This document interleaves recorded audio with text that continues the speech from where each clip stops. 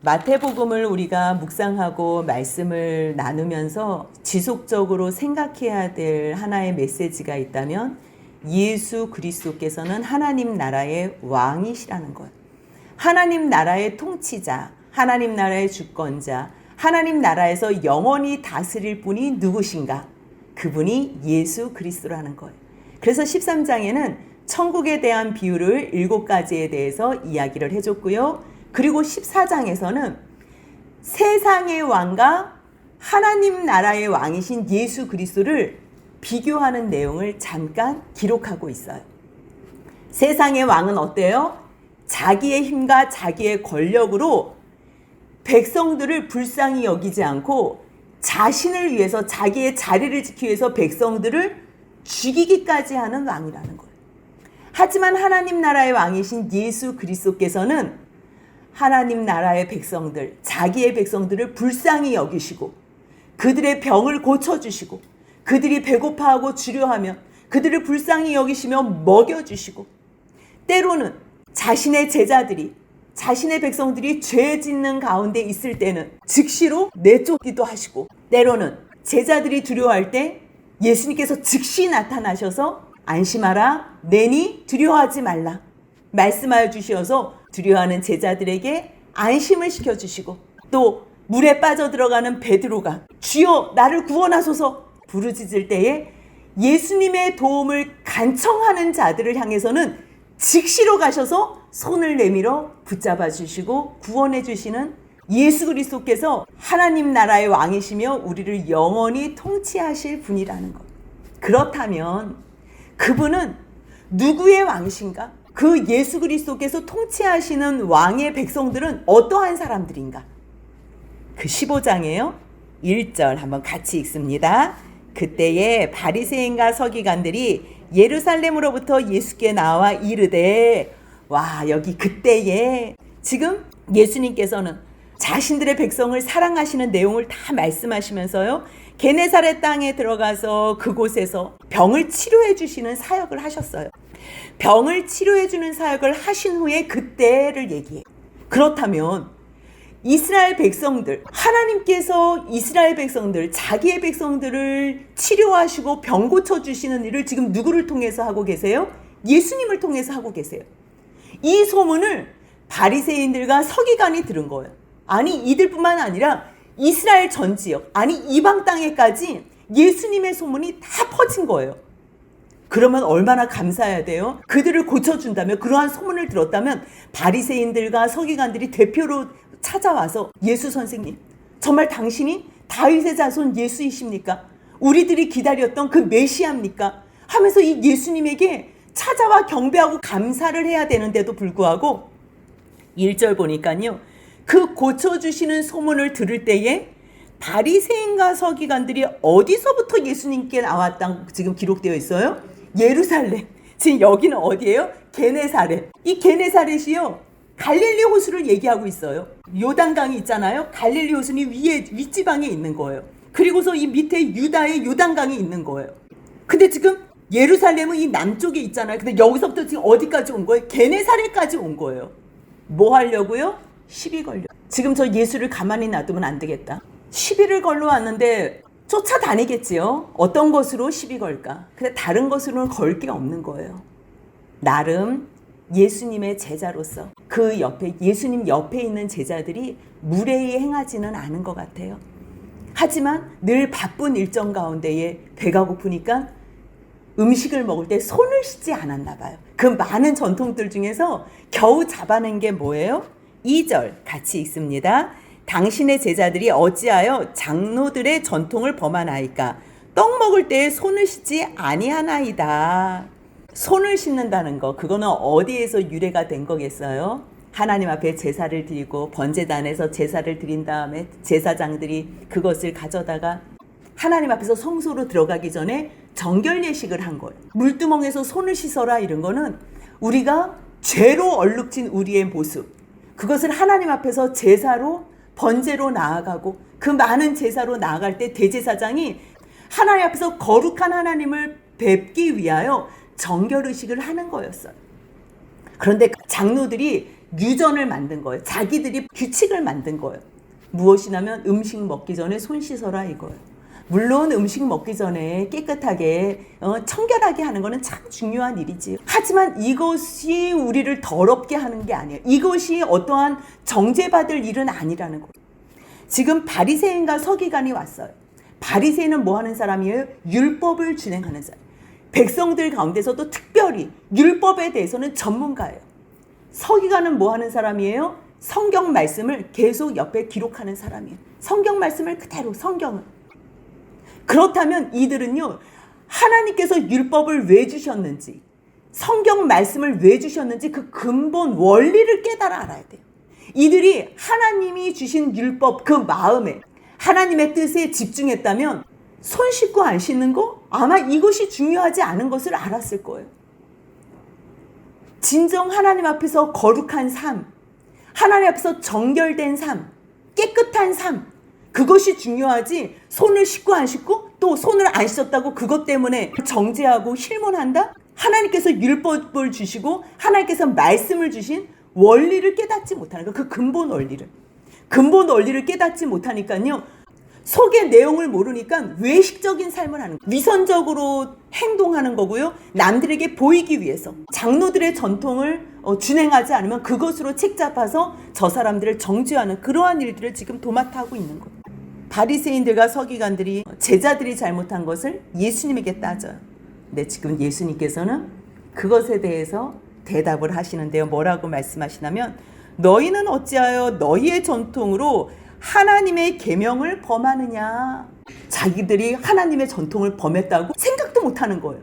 근데 예수님께서는요, 4절 5절 같이 읽습니다. 하나님이 이르셨으되 내 부모를 공경하라 하시고 또 아버지나 어머니를 비방하는 자는 반드시 죽임을 당하리라 하셨거늘 너희는 이르되 누구든지 아버지에게나 어머니에게 말하기를 내가 드려 유익하게 할 것이 하나님께 드림이 되었도다 하기만 하면 무슨 얘기냐면요, 너희 부모를 공경하라 그러잖아요. 부모님, 이 땅에서요 부모님을 공경하라는 게 사람과의 관계 속에서 첫 번째 계명이에요. 1계명부터 4계명까지는 하나님과 사람과의 관계고요, 5계명부터 10계명까지는 사람과 사람과의 관계인데 그 중에서 첫 번째 계명이 뭐예요? 내 부모를 공경하라는 거예요.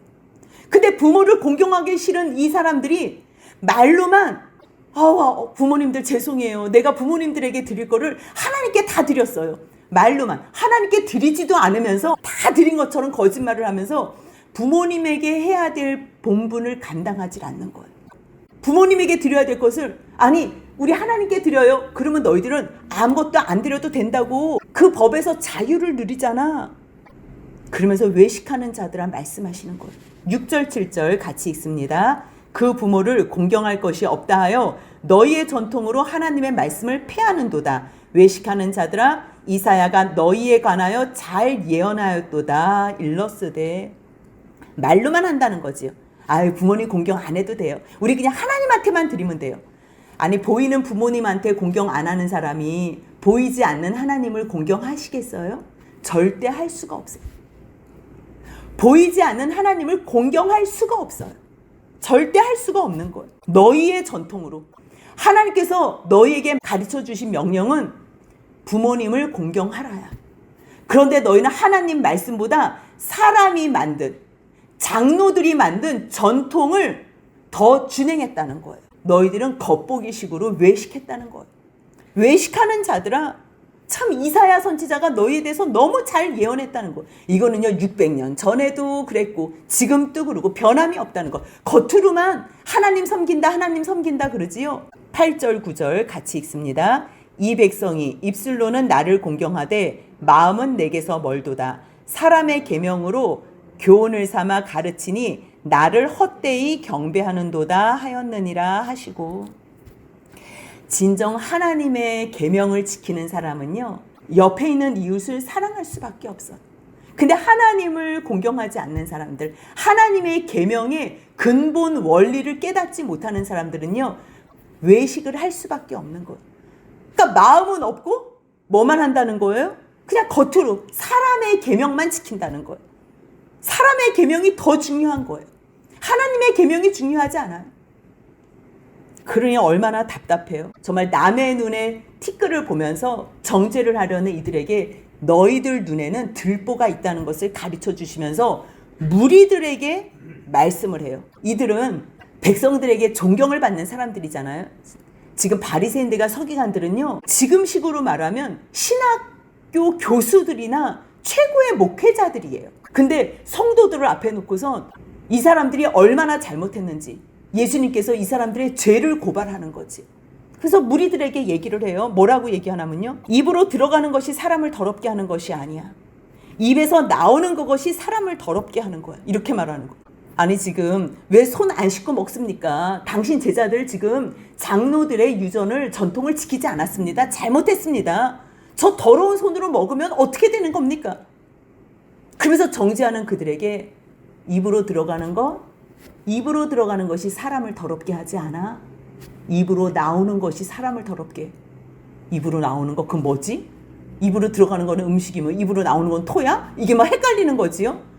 다 못 알아듣는 거예요. 근데 서기관들은 아는 거예요. 바리새인들은 아는 거예요. 이게 무슨 말인지.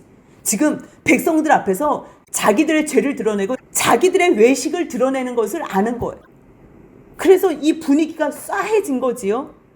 이러한 분위기를 보고서 12절에서 같이 한번 읽습니다. 이에 제자들이 나와 이르되 바리새인들이 이 말씀을 듣고 걸림이 된 줄 아시나이까? 무슨 얘기예요? 제자들이 지금 바리새인과 서기관들이 와가지고 얘기를 이제 자기네들을 향해서 시비는 걸었잖아요. 시비는 걸었지만 이 사람들은 백성들 가운데 존경을 받는 사람들이잖아요. 이 사람들은 자기네들하고 격이 다른 사람들이잖아요. 그러니까 이러한 사람들을 예수님이 만났을 때 좀 유대 관계도 만들었으면 좋겠고 좀 관계가 좀 좋았으면 좋겠는데 예수님이 이 사람들에게 지금 굉장히 마음으로 어렵게 한 거를 아는 거예요. 이 분위기로 봐서. 그러니까 제자들은 예수님이 왜 이러한 말씀을 하셨는지에 집중을 하면 예수님 정말 저들은 외식하는 자들입니다. 예수님 정말 너무너무 대단하십니다. 어떻게 저들을 두려워하지도 않고 아랑곳하지 않고 하나님의 생명의 말씀을 분명히 전하십니까? 이렇게 얘기를 해야 되는데 이 제자들도 지금 분별을 못하는 거예요. 뭐가 뭔지 모르는 거예요. 아주 자기네들 눈에는 너무 커 보이는 저 바리새인하고 서기관들에게 예수님이 함부로 말하는 것 같으니까 이게 막 마음이 쫄리는 거예요. 인간적으로 생각했을 때 왜 저렇게 막말을 하시지? 조금만 부드럽게 말해서 좀 우리 편이 되게 하면 안 될까? 인간적으로. 그러니까 예수님한테 이제 얘기를 하는 거지요. 작은 자, 예수님 저 사람들에게 예수님 조금 너무 심한 말씀 하신 것 같은데 저 사람 바리새인들이 특히 걸림이 된 것 같아요. 이렇게 얘기를 하는 거예요. 그러니까 예수님께서 뭐라 그러시냐면요, 심은 것마다 내 하늘 아버지께서 심으시지 않은 것은 뽑힌대요. 심은 것마다 심은 것들이 많아요. 근데 내 하늘 아버지께서 심으시지 않은 것은 뽑힌대요. 하나님께서 뭘 심으세요? 천국 복음을 심으세요. 하나님께서 뭘 심으세요? 말씀을 심으세요. 근데 말씀 아닌 것이 심어진 것, 다른 장로들의 전통이나 자기네들의 어떠한 교리나 자기네들의 어떠한 종파로 심었던 것은 그것은 사람이 심은 거예요? 하나님이 심은 거예요? 사람이 심은 거예요.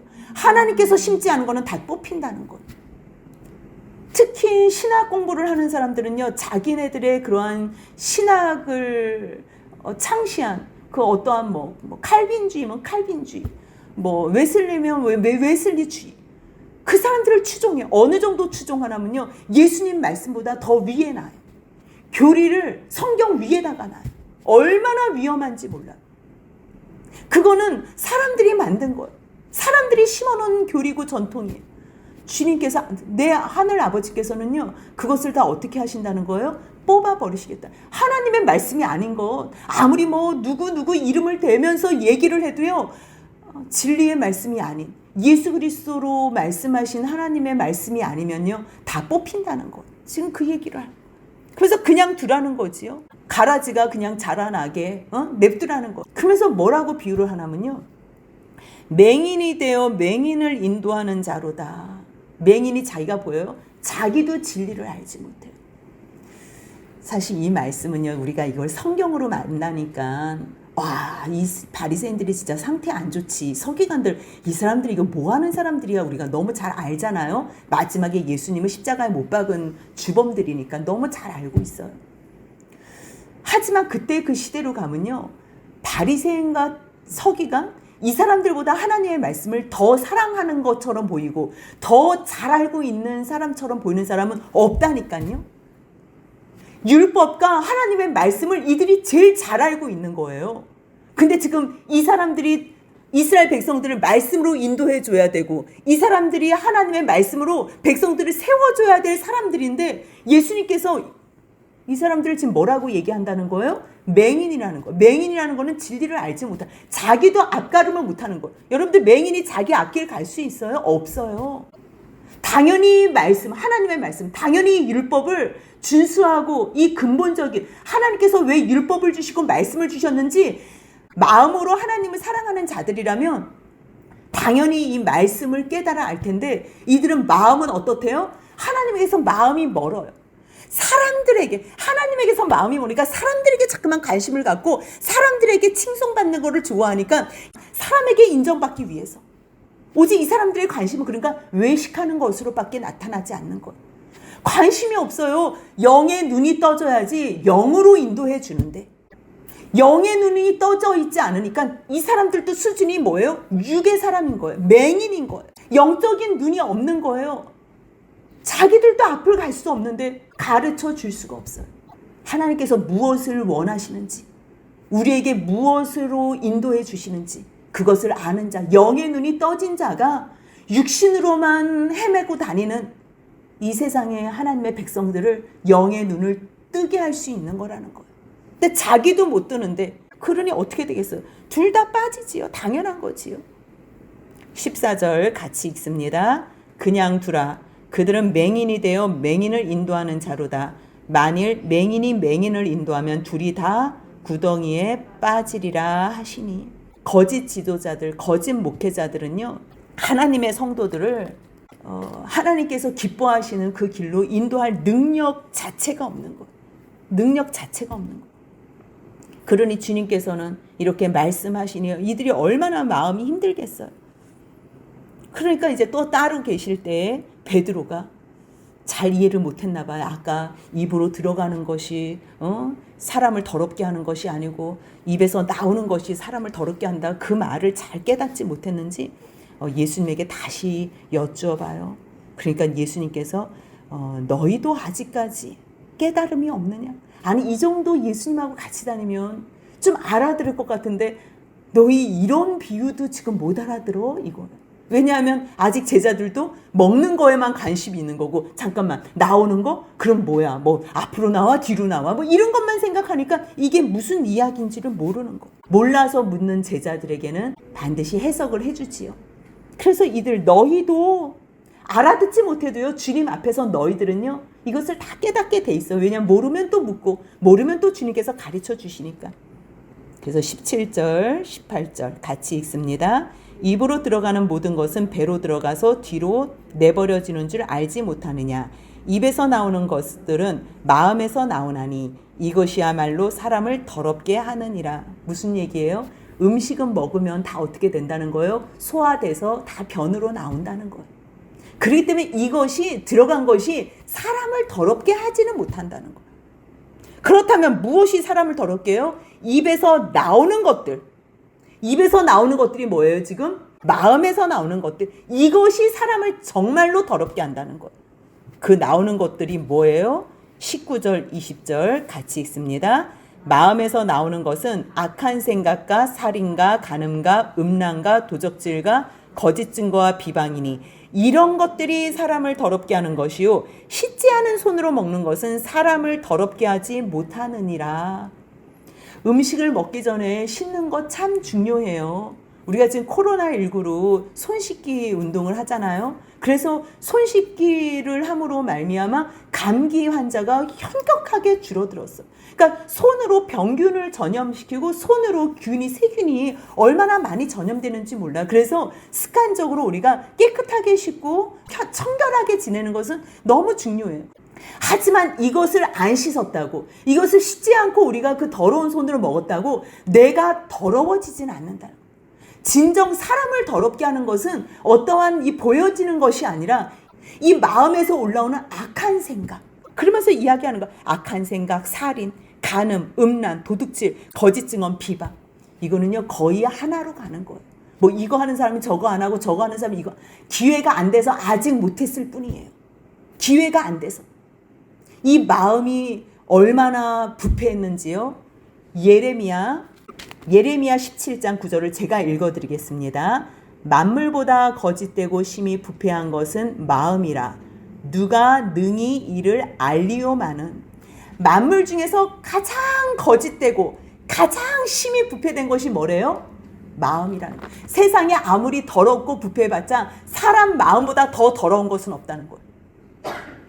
음식이 썩어 나가고 어떠한 것이 썩어도 이 마음보다 더 부패한 것은 없다는 거예요. 왜요? 다른 것에서는요 악한 생각이 안 나와요. 사람을 죽이지 못해요. 근데 이 마음에서 악한 것이 나오면 사람을 죽이고 간음하고 음란하고 거짓 증언하고 비방하는 이 일을 한다는 거예요. 도둑질까지. 이 모든 일을 지금 누가 하러 올라온 거예요? 바리새인과 서기관들이 지금 비방하러 왔다는 거잖아요. 이런 것들이 사람을 더럽게 하지. 너희 씻지 않은 손으로 먹는 것 그거 사람 더럽게 하지 못해. 정결한 게 중요해요. 정결한 것이 하나님 앞에 성결로 거룩하게 가면 그것이 하나님께서 기뻐 받으시는 거예요. 지금 근데 예수님께서는 너희가 씻지 않은 것 이것이 너희를 더럽게 하진 않아. 너희 마음에서 나오는 것들이 너희를 더럽게 한다는 거예요. 이 더럽다는 거는 죄를 얘기하는 거예요. 죄. 우리가 더러운 거 먹는다고 우리가 죄 짓는 건 아니에요. 그냥 병균 때문에 살짝 아플 뿐이지. 그러고서 21절에서는요. 예수께서 거기서 나가서 두로와 시돈 지방으로 들어가요. 두로와 시돈은 이스라엘 땅이에요? 이방 땅이에요? 이방 땅이에요. 이방. 저 위쪽이에요. 두로와 시돈. 의도적으로 가세요. 가셔서 누구를 만나요? 이방에 갔으니 당연히 이방 여인을 만나지요. 갔는데 22절 같이 읽습니다. 가나안 여자 하나가 그 지경에서 나와서 소리질러 이르되 주 다윗의 자손이요 나를 불쌍히 여기소서. 내 딸이 흉악하게 귀신 들렸나이다 하되. 가나안 여자인데 가나안까지 소문이 난 거예요. 예수가 누구라는 소문이 난 거예요? 다윗의 자손. 다윗의 자손인데 그분을 뭐라고 불러요? 지금 주라고 불러요. 주. 당신이 나의 주입니다. 예수에 대한 소문을 들었는데 그분은 불쌍한 많은 사람들을 병든 자를 고쳐준다는 소문을 들었어요. 그 예수님은 많은 아픈 병자들을 불쌍히 여긴다는 소식을 들은 것. 그분은 이스라엘 백성들에게 약속하신 메시아라는 것을 들었다는 것. 그래서 이방 여인인데도 불구하고 뭐라고 고백해요? 주 다윗의 자손이요 나를 불쌍히 여겨라. 진정 간절하게 찾은 거지. 성령님께서 예수님에게 가르쳐 주셔서 갑자기 지금 어디를 가는 거예요? 두로 시돈까지 간 거예요. 그래서 이 이방 여인을 만난 거예요. 주 다윗의 자손 예수여 나를 불쌍히 여겨. 내 딸이 흉악하게 귀신 들려 있으니까 좀 제발 고쳐달라 그러면 예수님께서는 당장 고쳐주실 거 아니에요. 그치요? 즉시로. 근데 예수님께서요 성경 어디에도 없는 행동을 이 스로보니게 여인에게 하세요. 23절 한번 같이 읽습니다. 예수는 한 말씀도 대답하지 아니하시니 제자들이 와서 청하여 말하되 그 여자가 우리 뒤에서 소리를 지르오니 그를 보내소서.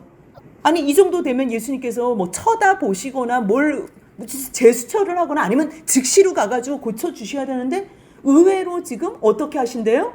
아무 말씀도 안 하시는 거예요. 근데 여자는 지금 어떻게 하고 있어요? 계속 소리를 지르겠지요. 얼마나 기다렸던 예수님이 왔다는 소식을 들으니까 지금 내 딸 구해달라고. 지금 귀신 들려서 지금 너무 어려워 있으니까. 근데 예수님이 지금 아랑곳하지도 않고 쳐다도 안 보고 지금 대답도 안 하니까 제자들 입장에서는 너무 시끄러운 거예요. 아 예수님이 지금 빨리빨리 조금 보내면 좋겠어요.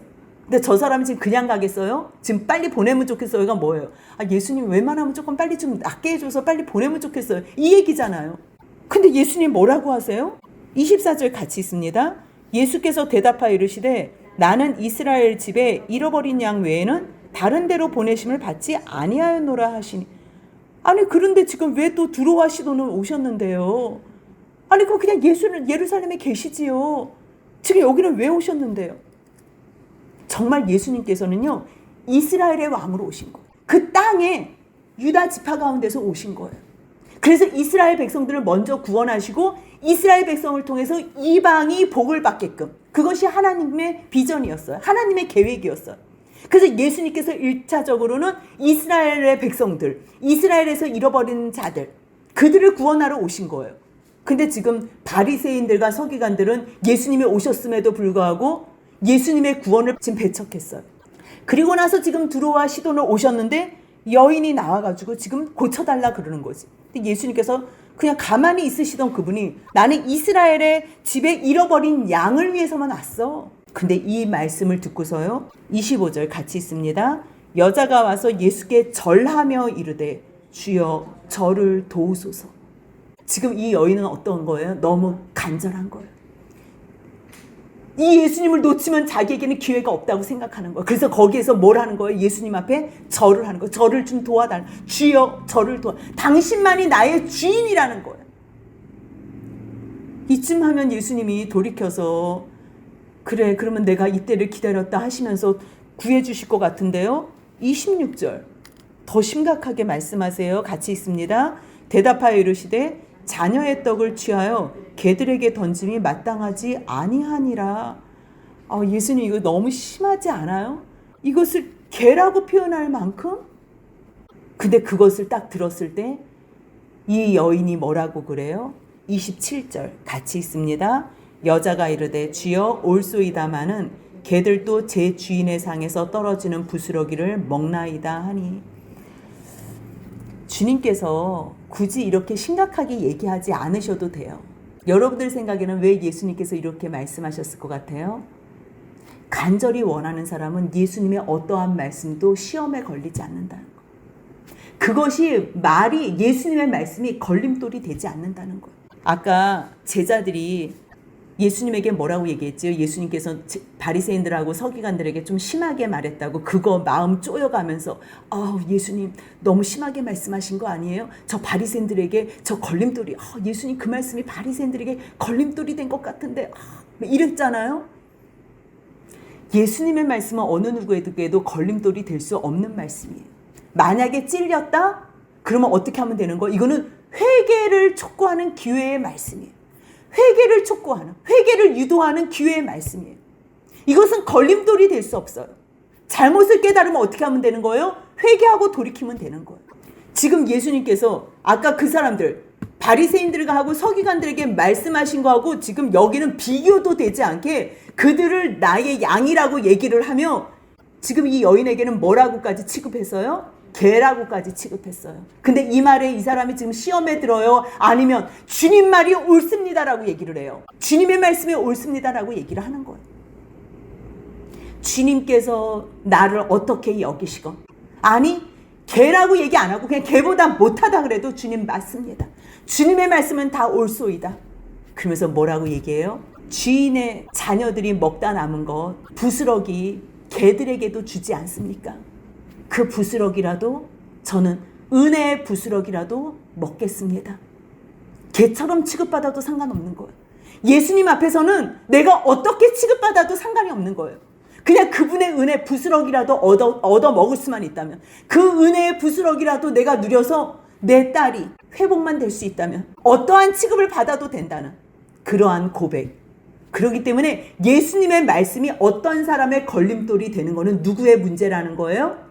그 받는 사람이 문제라는 거예요. 그래서 예수님께서는 일부러 두로와 시돈까지 가셔서 제자들에게 현장 실습을 보여주는 거예요. 말로만 주라고 생각하는 것이 아니라 당신이 나의 주라고 고백하는 거예요. 그래서 뭐라고 예수님께서 말씀하지요? 28절 같이 있습니다. 이에 예수께서 대답하여 이르시되 여자여 내 믿음이 크도다. 내 소원대로 되리라 하시니 그때로부터 그의 딸이 나으니라. 결국 주님께서는 어떠한 상황이 너희들을 걸림돌이 되게 하고 올무에 맺게 아니라는 거예요. 너희의 마음 상태가 문제라는 거예요.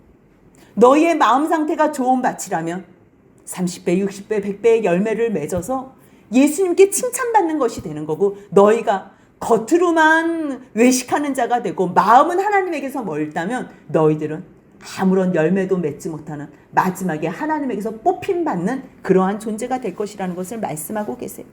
그리고 나서 마태는요, 바로 29절에서 예수께서 거기서 떠나사 갈릴리 호숫가에 이르러 산에 올라가 거기 앉으시니, 지금 다시 갈릴리로 오셨다는 걸 뭘 얘기하고 싶어요? 예수님께서 두로와 시돈을 왜 가셨다는 거예요?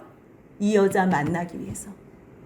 성령님께서 감동 주셨기 때문에 이 여자 만나서 이 아이를 치료해 주기 위해서 간 거예요. 주님은 누구에게나 찾아가시는 목적이 뭐예요? 그들을 회복시키고 치료해 주기 위해서. 그리고 천국 복음을 전파하기 위해서.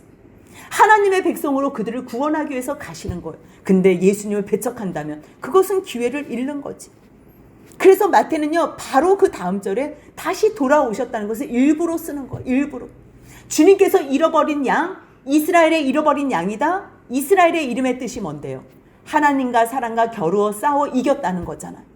하나님께서 져주셨다는 것을 아는 자, 하나님이 없으면 절대 안 되는 자. 지금 이 스로보닉의 여인은 예수님을 이긴 거예요. 나 안 고쳐줘, 안 고쳐줘, 나 몰라 그런데 결국 누가 이긴 거예요? 이 스로보닉의 여인이 이긴, 하나님을 이긴 자, 하나님이 져준 것을 아는 자, 하나님께서 하나님의 백성들을 불쌍히 여기시는 것을 아는 자, 그가 결국 이스라엘 집에 잃어버린 양이라는 것.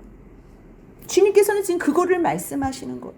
그래서 결국은 돌아오신 후에는 갈릴리 호숫가에서 많은 큰 무리들을 다 고쳐주세요. 다리 저는 사람, 장인, 맹인, 말 못하는 사람, 기타 여러. 예수님께서는 결국 이 사람들을 다 고쳐주세요. 예수님이 병자들을 고쳐주는 것을 보고 어떻게 하셨어요? 이스라엘의 하나님께 영광을 돌리신 거예요. 그리고 나서 마태는요, 이 앞에 이방인의 구원을 혹시 오해할까봐, 지금 이 마태복음은 유대인들에게 쓰는 글이기 때문에 유대인들에게만 국한되는 복음인가라고 생각할까봐 이방인에게 예수님께서 복음을 증거하셨다는 것을 다시 확실하게 쓰기 위해서 32절의 내용을 기록하고 있어요. 7병2여의 사건으로 4,000명을 먹이신 사건을 기록하고 있는데요.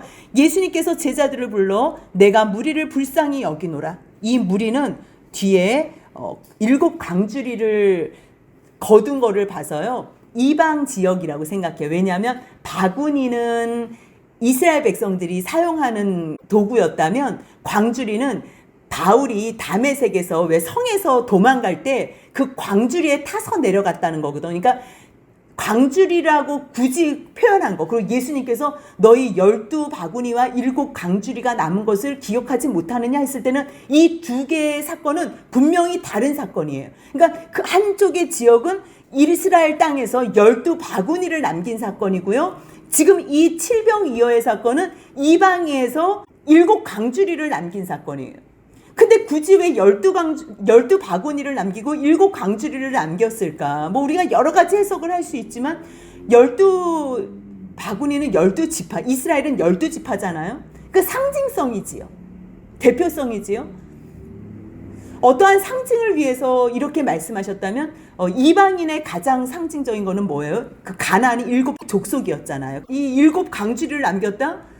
광주리를 남겨서 그걸 어떻게 하겠어요? 버렸겠어요? 누군가가 먹었겠어요? 누군가가 먹으면 12바구니가 남았으면 그 안에서 12지파들이 먹었겠고, 어차피 이스라엘 백성들이 먹었겠고, 7 광주리가 남았다는 거는 이방인들이 나눠서 먹었다면 결국 예수님께서는 자신이 십자가의 대속물이 되어서 이스라엘 12지파에게도 이방인 7 족속에게도 다 주님께서 진정한 참된 양식이 되신다는 그러한 예표성을 가지고 있다고 우리가 해석할 수 있는 거예요.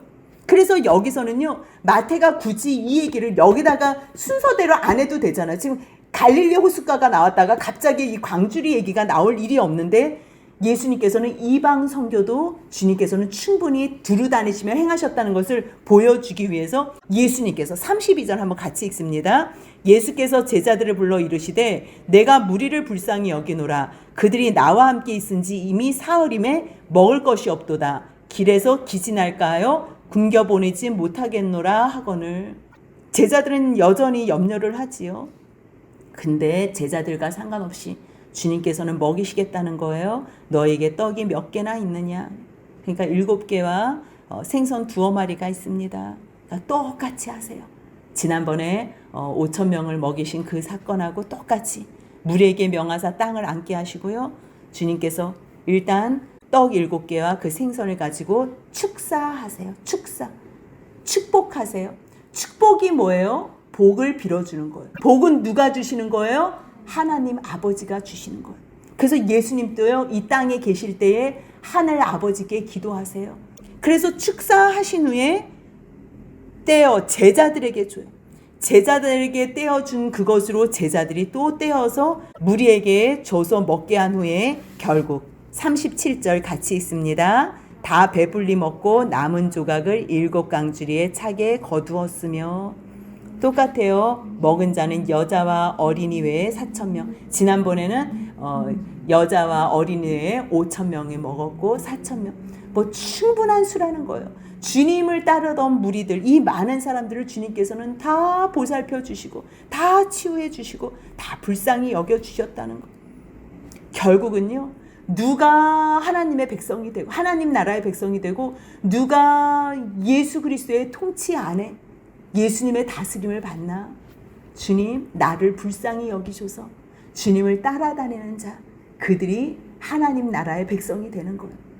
겉으로는 아무리 서기관들이고 바리새인들일지라도 마음이 하나님에게서 먼 사람들은 어떻게 돼요? 주님과 상관없는 사람이 된다는 것. 주님께서는 이곳에서도 지금 하나님의 백성들을 불쌍히 여기시고 사랑하시는 주님의 모습을 그대로 보여주고 있어요. 결국은요, 불쌍히 여기는 이들 먹여주시는 것뿐만 아니라 진정 영원한 생명이 떡이 되시기 위하여 십자가에 죽으러 가시는 내용이 이제 16장 이후부터 드러내세요. 오병이어의 사건, 칠병이어의 사건 이후에 예수님께서 자기가 죽으심을 처음으로 제자들에게 말씀하시는 거지. 이제 16장부터 나와. 결국 세상 왕하고 다른 하나님 나라의 왕이신 예수 그리스도께서는 자기를 죽이심으로 말미암아 하나님의 백성들을 살리시는 구원의 왕이시라는 것. 주님만을 우리의 주님으로 왕으로 섬기는 저와 여러분들이 되시길 주님의 이름으로 소원합니다. 아멘.